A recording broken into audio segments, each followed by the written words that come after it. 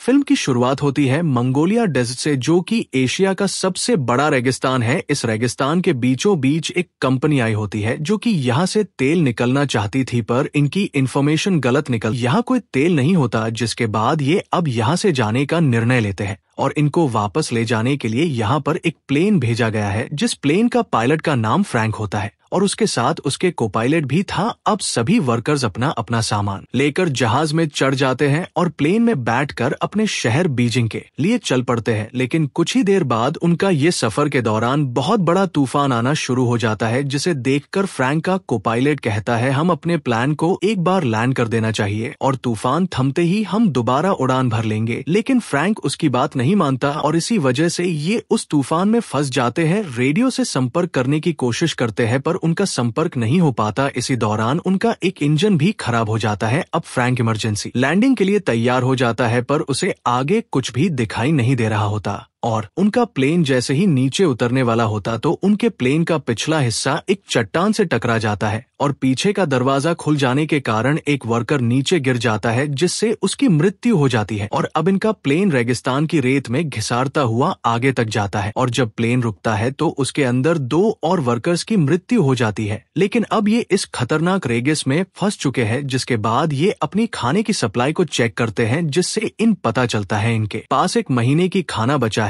तभी इनमें से एक आदमी कहता है मैं चलकर इस रेगिस्तान से बाहर निकल सकता हूँ, क्योंकि मैंने बहुत सी जगहों पर हाइकिंग और ट्रैकिंग की हुई है। लेकिन बाकी लोग उसे समझाते हैं जुलाई का महीना है, रेगिस्तान सबसे अधिक गर्म होता है, लेकिन तुम इस गर्मी में जिंदा नहीं बच पाओगे। सभी उसे समझाते हैं कि तुम्हें रास्ता भी नहीं पता है, इसलिए तुम इस रेगिस्तान में गोल गोल घूमते रहोगे। और ये बात उस आदमी को समझ आ जाती है। उसी रात जब ये सो रहे होते हैं, बाहर तूफान के कारण मौसम खराब हो जाता है और तभी उनमें से एक आदमी जिसका नाम जॉन डेविस होता है और बाहर टॉयलेट करने के लिए निकलता है। तभी उसका पैर एक पत्थर से टकरा जाता है, जिसकी वजह से रेत में लुढ़कता हुआ नीचे गिर जाता है और तूफान में उसे कुछ भी दिखाई नहीं दे रहा होता, जिससे वह रास्ता भटक जाता है। जब सभी वर्कर्स सुबह उठते हैं और देखते हैं कि उनका एक साथी गायब है, चारों तरफ ढूंढने की कोशिश करते हैं लेकिन कुछ भी पता नहीं चलता। इसलिए यहाँ जो लेडी होती है वो पायलट के पास जाती है और उससे पूछती है कि क्या हमें यहाँ से कोई बचाने भी आएगा या नहीं, जिस पर पायलट कहता है कि इसका कोई पता नहीं, जिससे लड़की थोड़ी उदास हो जाती है क्योंकि हम अपने रास्ते से पूरी तरह भटक चुके हैं, इसलिए हमें यहाँ से कोई ढूंढने भी आएगा तो हमें ढूंढ नहीं पाएगा। और अब सभी की उम्मीद टूटने लगती है कि कोई भी उन्हें वहाँ से लेने नहीं आया, इसीलिए 2 लोग यहाँ से पैदल निकलने के लिए निर्णय लेते हैं, फिर अपने साथ पानी ले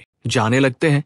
तो पायलट कहता है कि यहाँ से पानी कोई भी नहीं ले जाएगा। उसके बाद पानी को लेकर उनके बीच झगड़ा हो जाता है, जिस वजह से उनका पानी भी गिर जाता है। पर यहाँ पर एक आदमी होता है जिसका नाम एलियट होता है। वो उनसे कहता है उसके पास एक आइडिया है जिससे हम सभी के जान बच सकती है। बहुत दिनों से प्लेन को ऑब्जर्व कर रहा हूँ कि हम इसकी पुर्जों को जोड़कर हम दूसरा प्लेन बना सकते हैं, क्योंकि एलियट पहले प्लेन बनाने वाली कंपनी के साथ काम करता था और अब सभी के मन में उम्मीद जागने लगती है। वे उसकी मदद करने के लिए तैयार हो जाते हैं, लेकिन पायलट उसकी बातों से सहमत नहीं होता है और कहता है कि ऐसा करना नामुमकिन है। और अगले दिन उनमें से एक आदमी वहां से निकल जाता है और वहां जो लेडी होती है उसे ढूंढने के लिए उसके पीछे जाती है, लेकिन पायलट उसे रोकता है और खुद उसे आदमी के पीछे निकल जाता है और वो उस चट्टान के पास पहुंच जाता है जहां उनका प्लेन टकराया था और वहीं पर उसे आदमी का लाश भी मिलती है जो प्लेन से गिर गया था, जिसके शरीर पर उसके कपड़े नहीं होते और वहां पर गोलियों के कुछ कवर भी पड़े होते हैं। और तभी उसे वह आदमी भी मिल जाता है जो यहाँ से जाने वाला था और वह उसे कहता है कि मैं इस लाश से अपनी घड़ी लेने आया था जो इसने मुझे ली थी, लेकिन इसके पास वह घड़ी नहीं है, जिसका साफ मतलब है कि हमारे अलावा यहाँ कोई और भी है। और अब ये दोनों वहाँ उसे जगह पर आ जाते हैं जहाँ उनकी बाकी साथी होते हैं और अब पायलट भी इनके साथ प्लेन बनाने के लिए तैयार हो जाता है। इसके बाद ये लोग प्लान बनाना शुरू करते हैं। ये दिन में काम नहीं करते क्योंकि यहाँ बहुत ज्यादा गर्मी होती है, बल्कि ये रात में काम करते हैं। लेकिन उनकी परेशानी तब बढ़ जाती है जब उनका ये तेल जब आग जलाने और प्लेन उड़ाने के लिए रखे होते हैं, जिस पर वेल्डिंग करते समय चिंगारी गिर जाती है और वहाँ एक जोरदार धमाका हो जाता है। हालांकि इस ब्लास्ट में किसी की जान नहीं जाती, लेकिन इनका सारा का सारा तेल बर्बाद हो जाता है। इनके पास उतना ही तेल बचा होता है, इससे ये एक बार उड़ान भर सकते हैं और यहाँ से निकाल सकते हैं। और अब ये लोग रात के बजाय दिन को काम करते हैं, लेकिन दिन में बहुत ज्यादा गर्मी होती है, फिर भी ये हिम्मत नहीं हारते चिल्लाते और काम शुरू कर देते हैं। और जब ये प्लेन को रिबिल्ड करना स्टार्ट किया है तो एक विंग को जोड़ना जरूरी है। इनके पास सिर्फ एक ही मौका है, अगर विंग गिर गया तो ये लोग प्लान को दोबारा नहीं बना सकते क्योंकि इनके पास क्रेन नहीं है। वे विंग को धीरे धीरे ऊपर से नीचे गिराते हैं, लेकिन अचानक वह चेन टूट जाती है जो विंग को होल्ड किए हुए थी। विंग जमीन की तरफ घिसाता हुआ नीचे जाता है और सीधा प्लेन से टकरा जाता है। ये देखकर सब हैरान रह जाते हैं। प्लेन के अंदर इनका एक दोस्त पहले से होता है जिसका काम था उसे विंग को बोर्ड से जोड़ना। जब विंग गिरता है वो बाहर आता है और कहता है मैं काम मुकम्मल कर दिया। दरअसल में विंग गिरते हुए उसी जगह पर लगता है जहां लगना चाहिए था। इस तरह प्लेन का स्ट्रक्चर मुकम्मल हो जाता है। अब सबको उम्मीद होती है कि वह यहाँ से उड़ा सकते हैं। सब खुशी मनाते हैं, डांस करते हैं और एंजॉय करते हैं। साथ ही वह रेगिस्तान की रेत हटाकर एक रनवे तैयार करते हैं ताकि प्लेन टेक ऑफ कर सके। लेकिन सब कुछ आसान नहीं होता। एक दिन डेंजरस इलेक्ट्रिक स्टॉर्म आता है, बिजलियां गिर रही होती है और विंग के अंदर पेट्रोल होता है, इसलिए सब लोग वहां से दूर भाग लेते हैं। एलियट नहीं जाता, वह चाहता है कि प्लेन सेफ रहे। जब उसे पर बिजली गिरने वाली होती है, फ्रैंक उसे खींचकर नीचे गिरा देता है और उसकी जान बच जाती है। अगर एलियट को कुछ हो जाता तो कोई प्लान मुकम्मल नहीं कर सकता था। ये लोग अपने प्लेन का नाम फीनिक्स रखते हैं। फीनिक्स इकोनॉमिक्स का एक जानदार होता है जो रेगिस्तान से दोबारा जन्म लेता है और बहुत पावरफुल हो जाता है, लेकिन अभी भी इन्हें अपने प्लेन पर काफी काम करना बाकी है। धीरे धीरे इनका पानी भी खत्म हो रहा होता है। एक रात ये लोग दूर से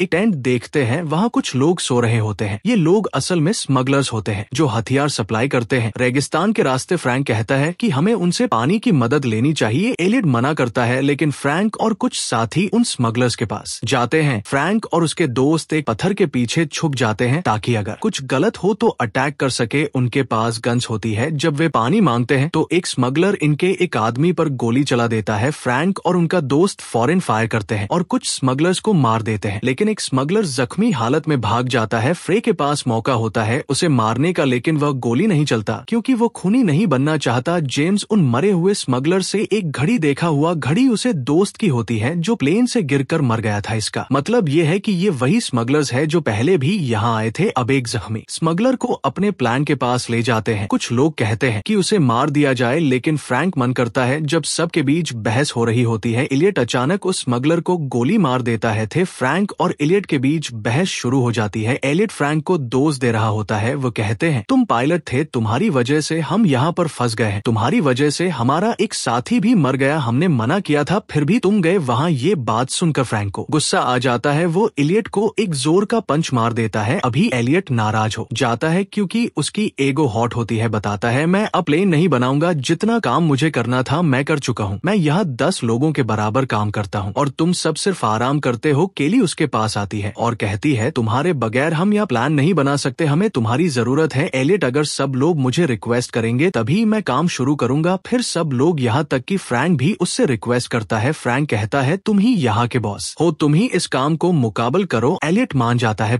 फिर सब मिलकर दोबारा से प्लेन बनाने की। एक दिन ये लोग दूरबीन से देखते हैं कि वह स्मगलर जो भाग गया था अपने दोस्तों के साथ वापस आ गया है, लेकिन वह आगे नहीं बढ़ते क्योंकि वह जानते हैं कि इन लोगों के पास उनके ही हथियार है। स्मगलर्स को पता होता है कि उनका पानी और खाना जल्द ही खत्म हो जाएगा और जब वो लोग कमजोर हो जाएंगे तब हमला करेंगे। ये लोग भी तेजी से काम करना शुरू कर देते हैं। आखिरकार उनका काम मुकम्मल हो जाता है। तभी फ्रैंक को एक मैगजीन मिलती है जिसमें कई तरह के प्लेन के मॉडल होते हैं। पता चलता है कि एलियाड इन्हीं टॉय मॉडल को देखकर बनाया था। दरअसल में छोटे छोटे मॉडल प्लेन बनाया करता था, लेकिन कभी भी एक बड़ा रियल प्लेन नहीं बनाया। ये सुनकर सबको गुस्सा आ जाता है, खासकर आयान को। वह एलाइड के सर पर गन रख देता है और कहता है तुम हमें बेवकूफ बना रहे थे, ये फिल्म कभी नहीं उड़ेगा, तुमने कभी पहले इतना बड़ा प्लेन बनाया ही नहीं। एलाइड कहता है मुझे यकीन है ये प्लेन उड़ेगा। हाँ, मैं छोटी रिमोट कंट्रोल प्लेन बनाता था, लेकिन उनमें बैलेंस ज्यादा जरूरी होता है। फ्रैंक आयान को रोक लेता है। तभी तूफान आ जाता है। जब तेज हवा चलती है तो प्लेन अपने आप हवा में उठने लगती है। सब समझ जाते हैं कि ये फिल्म सच में उड़ सकता है। उनके दिलों में जो उम्मीद मर चुकी थी वो फिर से जिंदा हो जाती है। लेकिन ये रेगिस्तान का तूफान था जो प्लेन को पूरी तरह से रेत में डाक देता है। तूफान के बाद सब उदासी में चले जाते हैं।